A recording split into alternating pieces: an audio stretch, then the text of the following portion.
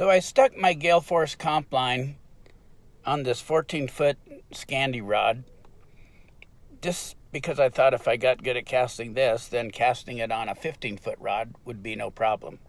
But the problem is when you have a long, heavy line on this, start picking up some bad habits. So I'm not going to do a lot of this.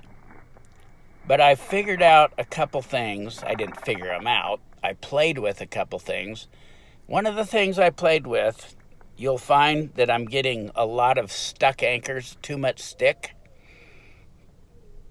But for really getting those sticky anchors out of the water, I'm hammering the high hard stop. A friend of mine who cast with Al Burr quite a bit told me that Al told him he wants to try to literally break the rod, stopping the rod between the bottom and the top hand. So that's what I said about doing with these long sticky anchors, mostly stopping the rod super high, super hard. I found when I stop the rod really high and hard, that if I had a little too much stick in my anchor, which this super slow-mo shows super effectively how much stick I had, that I could really pry the thing out of there if I stop the rod really hard. So by doing a regular forward stroke, only instead of following through and stopping a little lower, say 2 o'clock, I'm stopping it at 1 o'clock and trying to break the rod in my hands. And that just feels like it sends a shock wave right down the line, and if anything's going to make it turn over, it's going to be that. Super powerful. So there's kind of a debate between a couple of my friends about the high positive rod stop and just that the rod stops because it stops. We bend it and we unbend it. And I've heard it bannered about, and you see a lot of guys using it. It makes for really pretty loops when you stop it high, but it also creates a whole lot of power for prying these long lines out of the water. The other thing I needed to do is just anticipate the anchor landing and cast a little bit before I did. I was a little bit late on all my casts that are shown here. But with these long lines, 70 foot on a 14 rod is a legitimate Longbelly, but it's super heavy. It's over 1,000 grains, so it's not real elegant. But I had to shoot minimal line to get a lot of distance. It was really effective.